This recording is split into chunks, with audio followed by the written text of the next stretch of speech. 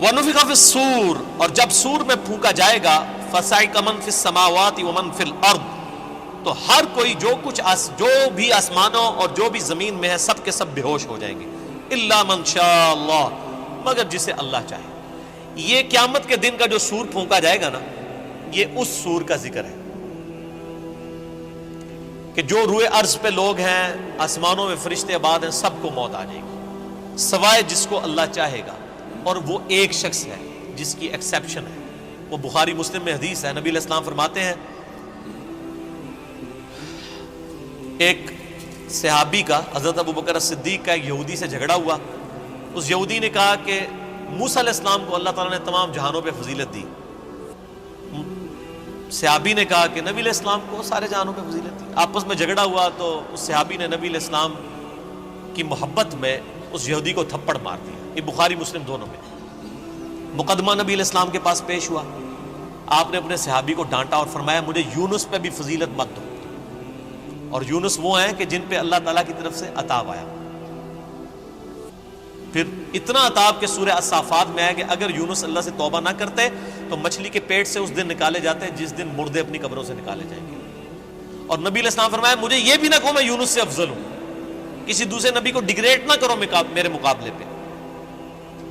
اور پھر فرمایا کہ تم موسیٰ کی بات کر رہے ہو، قیامت والے دن سب سے پہلے اللہ تعالیٰ مجھے اٹھائے گا، لیکن میں دیکھوں گا کہ مجھ سے پہلے ہی موسیٰ علیہ السلام ہوش میں ہوں گے اور اللہ کے عرش کا پایا تھامے ہوئے ہوں گے۔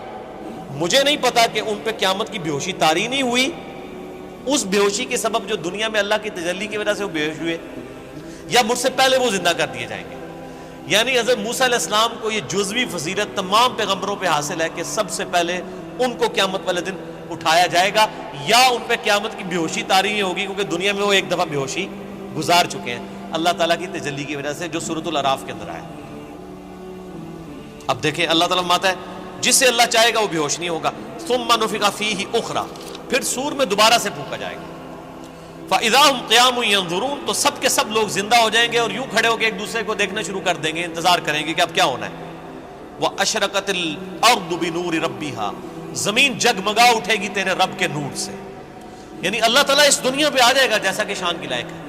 وجاء ربک والملک صفا صفا، سورۃ الفجر میں آتا ہے نا کہ اللہ تعالیٰ اور فرشتے قطار در قطار اس دنیا پہ اتریں گے، اسی دنیا کے اوپر میدان محشر قائم ہونا ہے۔ واشرقت الارض بنور ربها، زمین جگمگا اٹھے گی تیرے رب کے نور سے۔ ووضع الکتاب، اور نامہ اعمال کا دفتر سامنے رکھ دیا جائے گا۔ وجیء بالنبیین والشہداء، اور بلایا جائے گا نبیوں کو بھی اور شہداء کو۔ شہادت علی الناس کرنے والے لوگ جو نبیوں کے بہاف پہ نبیوں کا پیغام ان کی امتوں تک پہنچاتے ہیں، ان کو کہتے ہیں شہید۔ ایک تو وہ شہید ہے جس کو آپ شہید سمجھ رہے ہوتے ہیں، جو جنگ میں مارا جائے، یہ تو بہت چھوٹا شہید ہے۔ اصل شہید وہ ہے جو اللہ کی دعوت لے کے اٹھتا ہے اور شہادت علی الناس کرتا ہے، جو بخاری مسلم میں موجود ہے۔ کیا میں نے اللہ کا پیغام تم تک پہنچا دیا؟ صحابہ نے کہا یا رسول اللہ صلی اللہ علیہ وسلم پہنچا دیا۔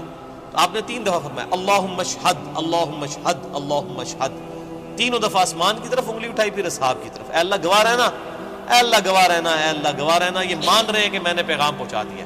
اور پھر فرمایا اب تمہاری ذمہ داری ہے کہ تم اس پیغام کو ان لوگوں تک پہنچاؤ جو یہاں پر موجود نہیں ہے۔ یعنی وہ شہادت علی الناس، یعنی وہ ذمہ داری جو نبی علیہ السلام کے مبارک کندھوں پر تھی، وہ آپ نے شفٹ کر دی امت تک۔ اب امت شہادت علی الناس کرے گی، تو ظاہر ہے جو پھر شہادت علی الناس کرنے والے ہیں ان کو نبیوں والی تکالیف سے بھی گزرنا پڑے گا۔ تو اللہ تعالیٰ پھر قیامت والے دن ان کو بدلہ دلوائے گا نا، نامہ اعمال بھی آ جائیں گے، نبی بھی، اور نبیوں کے جو خلفاء ہیں، جو نبیوں کے طریقے پر قیامت تک لوگوں کو دین کی طرف بلانے والے، شہادت علی الناس کرنے والے لوگ ہیں، وہ بھی بلا لیے جائیں گے۔ پھر کیا ہوگا؟ وَقُضِيَ بَيْنَهُمْ بِالْحَقِّ، پھر ان کے درمیان فیصلہ کیا جائے گا انصاف کے ساتھ۔ وَهُمْ لَا يُظْلَمُونَ، اور ان پر ظلم نہیں کیا جائے گا۔ وَوُفِّيَتْ كُلُّ نَفْسٍ مَّا عَمِلَتْ، اور ہر جان کو وہی کچھ بدلہ دیا جائے گا جو اس نے دنیا میں اعمال کیے ہوں گے۔ ہر جان کو بدلہ مل جائے گا۔ یہ نہیں ہے کہ دنیا میں کسی نے برے اعمال کیے تو اس کو بدلہ کوئی اچھا مل جائے گا، یا دنیا میں جس بیچارے نے اچھے اعمال گزارے اور زندگی مفلسی کی گزاری، اوتھے بھی جا کے بیچارہ انج ہی رہے گا نا، وہاں تو پھر اللہ تعالیٰ کہ ہاں تو پھر کرنسی کوئی اور ہے نا، وہاں تو نیکیوں کی کرنسی چلے گی نا۔ ہر جان کو بدلہ ملے گا جو کچھ اس نے دنیا میں اعمال کیے ہوں گے. وَهُوَ أَعْلَمُ بِمَا يَفْعَلُونَ اور اللہ خوب جانتا ہے جو کچھ وہ دنیا میں کام کیا کرتا ہے. اللہ کو کسی فرشتے کی, کسی نامہ اعمال کی کوئی حاجت نہیں ہے کسی کا ریکارڈ رکھنے کے لیے. ریکارڈ تو کئی ایک ریکارڈ جو ایسے نکلیں گے کہ جو اللہ کے حضور وہ نیکی شماری نہیں کی جائے گی. جو ریاکاری والی نیکیاں ہیں فرشتوں نے تو لکھی ہوگی. فرشتوں کو تو نہیں پتا کہ کسی شخص نے یہ دکھلاوے کے لیے مسجد میں ٹائلیں لگوائی ہیں اور مسجد کے کنواں کھدوایا ہے, یا مسجد میں ٹوائلٹ بنوائے, یا مسجد میں قالین بچھوا دیا, یا مسجد کے اندر اس نے ایئر کنڈیشن لگوا لیا. یہ لوگوں کو دکھانے کے لیے لگایا تھا اس نے, یا میری رضا کے لیے لگایا تھا, اللہ کی رضا کے لیے؟ یہ بات فرشتوں کو نہیں پتا. فرشتے علم غیب تو نہیں جانتے, اسی لیے ان کے نامہ اعمال میں ایسی نیکیاں نکلیں گی. صحیح مسلم میں حدیث نہیں ہے قیامت والے دن ایک سخی کو, ایک شہید کو اور ایک قاری کو بلایا جائے گا, اللہ تعالیٰ تینوں کو اپنی نعمتیں گنوائے گا. تو وہ قاری کہے گا یا اللہ میں نے تیری خاطر قرآن پڑھایا. اللہ فرمائے گا جھوٹ بولتا ہے, تو نے اس لیے پڑھایا کہ لوگ تجھے قاری کہیں. شہید کو بھی کہا جائے گا تو نے اس لیے جان دی کہ لوگ تجھے بہادر کہیں. اور سخی کو کہا جائے گا تو نے اس لیے اتنا مال خرچ کیا کہ لوگ تجھے کہیں بڑا یہ نیکو کیا کار ہے, بڑا سخی ہے, اور تمہیں دنیا میں تمہارا اجر مل چکا ہے, اب میرے ہاں تمہارے لیے کوئی اجر نہیں ہے.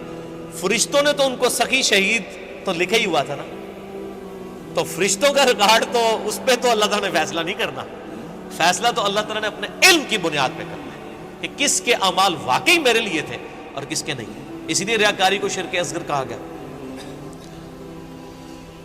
اب آخری رکوع آ رہا ہے وَسِيقَ الَّذِينَ كَفَرُوا إِلَىٰ جَهَنَّمَ زُمَرًا. قیامت والے دن دوزخیوں کو, کافروں کو, بات نہ ماننے والوں کو ہانکا جائے گا دوزخ کی طرف گروہ در گروہ. اس میں مسلمان بھی شامل ہوں گے, اس میں کافر بھی شامل ہوں گے. وہ مسلمان جو عملاً کافر تھے, صرف وہ شناختی کارڈ میں مسلمان تھے, نماز کوئی نہیں پڑھتے تھے. حَتَّى إِذَا جَاءُوهَا, جب کہ وہ دوزخ کے پاس آئیں گے, فُتِحَتْ أَبْوَابُهَا, تو دوزخ کے دروازے ان کے لیے کھولے جائیں گے. وَقَالَ لَهُمْ خَزَنَتُهَا, تو اب دوزخ کے اوپر جو داروغہ ہے, خزانچی ہے, جو سمجھ لیں وہاں کی مینجمنٹ چلا رہا ہے, حضرت مالک علیہ السلام, سورہ الزخرف میں ان کا نام بھی آیا. تو دوزخ کے پورے معاملات ان کے انڈر ہیں, چیف ایگزیکٹو ہیں وہاں کے. تو جب دوشیوں کو لایا جائے گا نا دوزخ کے دروازے پہ, تو پہلے جو جنہوں کہتے ہیں پہلا مینا جڑا نا انہوں نے مارنا ہے. وہ خزانچی کیا کہے گا؟ وَقَالَ لَهُمْ خَزَنَتُهَا, وہ خزانچی کہے گا أَلَمْ يَأْتِكُمْ رُسُلٌ مِّنْكُمْ, اوہ تمہارے پاس کوئی رسول نہیں آیا تھا دنیا میں؟ اوہ بدبختو دوزخ تک پہنچ گئے ہو, کیا تم ایسے لوگ ہو کہ جن کے پاس کوئی رسول نہیں آیا کہ ان کو پتہ ہی نہیں چلا؟ اصل میں تو رسول آیا ہوگا, یہ ان کو ٹونٹ کروایا جا رہا ہوگا. اور آپ قربان جائیں, اللہ نے آپ کے اوپر کتنی نعمت تمام کی اور میرے اوپر کتنی نعمت تمام کی کہ قیامت کے دن کا ڈراپ سین, وہ ویڈیو پہلے ہی قرآن میں چلا کے بتا دیے کہ یہ کچھ ہونا ہے. اگر یہاں میں کسی کو یہ مستقبل کی ویڈیو دکھا دوں آپ میں سے کہ جی آپ میں سے جو فلاں شخص بیٹھا ہوا ہے, جیسے ہی یہاں سے سیڑھی اتر کے روڈ کراس کرے گا ٹرک کے نیچے آ کے مارا جائے گا, ویڈیو دیکھ لے اپنی, تم نکلنا ہی نہیں ہو, تھی کہہ رہا میری قبر ہی تے بنا دو, میں یہ اڑتا, یہی ہوگا نا. لیکن یہ قیامت کے دن کا ڈراپ سین بتایا جا رہا ہے, لوگوں کے کان پہ جوں تک نہیں رینگتی. اور اکثر لوگوں کو تو وہ یہ چیزیں قرآن پڑھنے سے ہی دور رکھا جاتا ہے. تو اللہ تعالیٰ ماتا ہے کہ وہ خزانچی کہے گا تیرے پاس کوئی رسول نہیں آیا تمہارے پاس, منکم یتلون علیکم آیات ربکم, جو تمہارے رب کی آیات تم پر تلاوت کرتے, وینذرونکم لقاء یومکم ھذا, اور تمہیں ڈراتے آج کے دن کی ملاقات سے کہ تمہیں اپنے رب کے حضور پیش ہونا ہے. اس جو یہ ملاقات ہونے والی تھی اس کا ڈر سنانے والا کوئی پیغمبر دنیا میں نہیں آیا تھا. آپ دیکھ لیں اللہ کے حضور بزرگوں والا کوئی کنسپٹ نہیں ہے. اللہ کے حضور دائی جو ہے, امام جو ہے, وہ صرف پیغمبر ہے. یہاں تو ہونا چاہیے تھا نا کہ کوئی بزرگ نہیں آئے, کوئی فرقیاں دے بزرگ, کوئی شیخ الحدیث جنہوں نے تانوں گل دسی ہوئے, وہ سارے کے سارے ڈاکی ہیں. اصل میں جو ریپریزنٹیٹو ہے گاڈ کا آن دا فیس آف ارتھ وہ صرف پیغمبر ہوتا ہے, باقی تو سب ڈاکی ہیں, سب کے سب, وہ تو مڈل مین ہے. اصل میں جو پرسنالٹی ہوتی ہے وہ صرف پیغمبر ہوتا ہے. قالوا بلا، وہ کہیں گے ہاں کیوں نہیں، آیا تو تھا، ولکن حقت کلمۃ العذاب علی الکافرین، لیکن اب کیا ہو سکتا ہے، جو بات نہیں دنیا میں مانتے تھے اپنے پیغمبروں کی، ان پر اللہ کا عذاب تو آ کے رہنا تھا، ہم نے دنیا میں بات نہیں مانی، ہمارا یہ انجام ہو کر ہی رہنا ہے۔ قیل ادخلوا ابواب جہنم خالدین فیہا، کہا جائے گا کھولو دوزخ کے دروازے، داخل کر دو ان میں، ان کو ہمیشہ کے لیے۔ فبئس مثوى المتکبرین، کیا ہی برا ٹھکانہ ہے تکبر کرنے والوں کا۔ اور تکبر کی ڈیفینیشن میں پہلے بتا چکا صحیح مسلم سے کہ تکبر یہ ہے کہ تم حق بات سے اناد کرو اور لوگوں کو حقیر سمجھو۔ اب سائملٹینیس کنٹراسٹ، اہل جنت جو ہیں وہ کیسے پیش ہوں گے؟ وسیق الذین اتقوا ربهم الی الجنۃ زمرا، اہل جنت کو بھی گروہ در گروہ جنت کی طرف لے جایا جائے گا، یعنی جنتی بھی گروہوں کی شکل میں چل رہے ہوں گے۔ ظاہر ہے کہ کسی ایک دائی کی آواز پہ لبیک کسی نے کہا ہوگا، یعنی ہر زمانے میں حق کی آواز بلند کرنے والے لوگ موجود ہیں جنہوں نے اپنی عبادت نہیں کروائی، اللہ کی عبادت کروائی۔ ایک وہ لوگ آواز بلند کرنے والے ہیں جنہوں نے اپنی تجوریاں بھری، جنہوں نے اپنے نذرانے بھرے، جنہوں نے لوگوں کو اپنی ذات کی طرف لگایا، اور جب ان سے کہا گیا کہ اللہ کے ساتھ لگاؤ تو کیا جو پیچھے تو اللہ ہی ہے نا جی، اور جب کہا گیا کہ نبی علیہ السلام کے ساتھ لوگوں کو جوڑو تو انہوں نے کہا جی یہ بزرگ جو ہیں جو ہمارے امام ہم نے کھڑے کیے ان کے پیچھے نبی علیہ السلام ہی ہے۔ نبی علیہ السلام کو بھی بیک فٹ پہ کر دیا، اللہ کو بھی بیک فٹ پہ کر دیا۔ ان بزرگوں کی بات نہیں ہو رہی، واقعی جنہوں نے اللہ کی دعوت دی ہے، شہادت علی الناس کرنے والے گروہ در گروہ جنت میں داخل کیے جائیں گے۔ حتی اذا جاؤہا، یہاں تک کہ جب وہ جنت کے دروازوں کے پاس پہنچیں گے، وفتحت ابوابها، تو جنت کے دروازے پہلے ہی کھلے ہوں گے۔ پوائنٹ ٹو بی نوٹڈ، دوزخیوں کے لیے دروازے پہنچنے کے بعد کھولے جائیں گے، اور جنتیوں کو جب جنت کے دروازے پہ لایا جائے گا تو پہلے ہی کھولے ہوئے ہوں گے۔ اللہ تعالیٰ ان کو ایک لمحے کے لیے بھی تکلیف نہیں دینا چاہے گا کہ ان کے لیے کوئی سسپینس باقی ہو کہ پتہ نہیں اب یہ کون سا دروازہ کھولنے والا ہے، اور جنت کی خوشبو کتنی دور سے آ رہی ہوگی، تو پہلے ہی جنت کے دروازے کھلے ہوں گے، اتنا ڈیلے بھی اللہ تعالیٰ ان کے لیے نہیں کرے گا۔ وہاں پہ خزانچی نے کیا کہا تھا، تمہارے اندر کوئی رسول نہیں آیا کہ تمہیں کوئی صحیح بات بتاتا؟ وہ کہیں گے ہاں جی آیا تھا لیکن ہم نے بات نہیں مانی۔ یہاں پر جو رضوان ہے جنت کا داروغہ، وہ کہے گا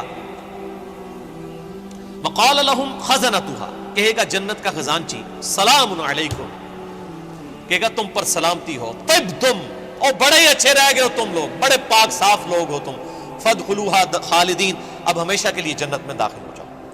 کہے گا بڑے چنگے رہ گئے ہو تسی اللہ دے بندے ہو، تکو دوسرے نال کی پہ ہوندا جائے۔ وقالوا الحمد للہ الذی صدقنا وعدہ، اب ظاہر ہے جنتی جو ہیں ان کی تو پھر روش ہی کچھ اور ہے، وہ کہیں گے تمام تعریفیں اس اللہ کے لیے جس نے ہم سے جو وعدہ دنیا میں نبیوں کے ذریعے کیا تھا نا کہ دنیا میں اللہ کی مان کے چلو تو جنت تمہاری مرضی کی تمہیں ملنے والی ہے، تمام شکر اس اللہ کا ہے جس نے اپنا وعدہ پورا کیا۔ وَأَوْرَثَنَا الْأَرْضَ نَتَبَوَّأُ مِنَ الْجَنَّةِ حَيْثُ نَشَاءُ، اور اس نے ہمیں ایسی جنت کا وارث کر دیا کہ جس میں ہم جہاں چاہیں گے رہیں گے۔ فَنِعْمَ أَجْرُ الْعَامِلِينَ، پس کیا ہی بہتر اجر ہے عمل کرنے والوں کا۔ دودھ پینے والے مجنون نہیں، عمل کرنے والے، عمل کیے بغیر کچھ بھی نہیں ہونا، خالی کھوکھلے نعروں سے کچھ نہیں ہونا۔ اللہ تعالیٰ ہمارے کہ کیا ہی بہتر اجر ہوگا عمل کرنے والوں کا۔ وَتَرَى الْمَلَائِكَةَ حَافِّينَ مِنْ حَوْلِ الْعَرْشِ، تم دیکھو گے اس دن کہ فرشتے اللہ کے عرش کے گرد جو ہے وہ گھیرا ڈالے ہوئے ہوں گے، یسبحون بحمد ربہم، اپنے رب کی تسبیح بیان کر رہے ہوں گے حمد کے ساتھ۔ وہ بخاری مسلم میں آ گیا، بخاری کی آخری حدیث یہی ہے۔ اللہ تعالیٰ کو دو کلمات بہت پسند ہیں جو زبان پہ ہلکے ہیں لیکن میزان عمل پہ بہت بھاری ہیں، سبحان اللہ و بحمدہ سبحان اللہ العظیم، یہی فرشتوں کا کلام ہوگا۔ یعنی جسے کہتے ہیں ڈراپ سین آف قیامت، یہ ہو رہا ہوگا کہ جب جنتی جنت میں داخل ہوں گے تو فرشتے اللہ کے عرش کے گرد جمع ہوں گے اور سبحان اللہ و بحمدہ اللہ کی تعریفیں بیان کر رہے ہوں گے۔ وقضی بینہم بالحق، اور ان کے درمیان فیصلہ کیا جائے گا حق کے ساتھ، پرپز فل، با مقصد۔ جس نے دنیا میں اچھے مال کیے اسے اچھا بدلہ، جس نے برے مال کیے اس کے لیے برا بدلہ۔ وقیل الحمد للہ رب العالمین، اور ہر طرف سے یہ صدا آ رہی ہوگی، الحمد للہ رب العالمین، الحمد للہ رب العالمین۔ یہ قیامت کے دن کا ترانہ ہوگا، الحمد للہ رب العالمین۔ کیوں؟ یہ ساری کائنات اسی نے سجائی، اسی نے مخلوقات کا سلسلہ شروع کیا، اسی نے زندگی اور موت کے معاملات رکھے۔ یہ پورے کے پورا جو ایک آپ سمجھ لیں سٹیج سجایا گیا تھا نا، اس کی کنکلوژن جنت اور دوزخ کی شکل میں ہوگی نا جب، تو جنتی جب جنت میں پہنچیں گے نا تو بس حقیقت بات ہے کہ یہاں بیٹھ کے احساس ہو رہا ہے کہ جس شخص کو دوزخ سے بچا لیا جائے گا تو اس کی تو زبان سے ہی تسبیحات ختم ہی نہیں ہوں گی، شکر ہے یا اللہ تیرا، شکر ہے یا اللہ، تیرے لیے ساری تعریفیں ہیں، تو نے بچا لیا۔ تو قیامت کے دن حمد کا ترانہ کیا ہوگا؟ الحمد للہ رب العالمین، تمام تعریفیں اللہ کے لیے، ہر طرف سے یہ ندا آ رہی ہوگی، الحمد للہ رب العالمین، الحمد للہ رب العالمین، الحمد للہ رب العالمین۔ اور یہاں لوگوں نے وہ اپنے بزرگوں کے نعرے بنائے ہوئے ہیں، وہ جی ہم تو اس طریقے سے نعرہ مارتے ہوئے جائیں گے، اسی تے ادھر کٹھے ہوواں گے، اسی اینج ہوواں گے، او بھائی کچھ بھی نعرے نورے نہیں ہوتے۔ ایک اللہ کی حکومت ہے، لمن الملک اليوم للہ الواحد القہار، آج کے دن کس کی بادشاہت ہے؟ ایک اکیلے اللہ کی، جو سب پہ چھایا ہوا ہے۔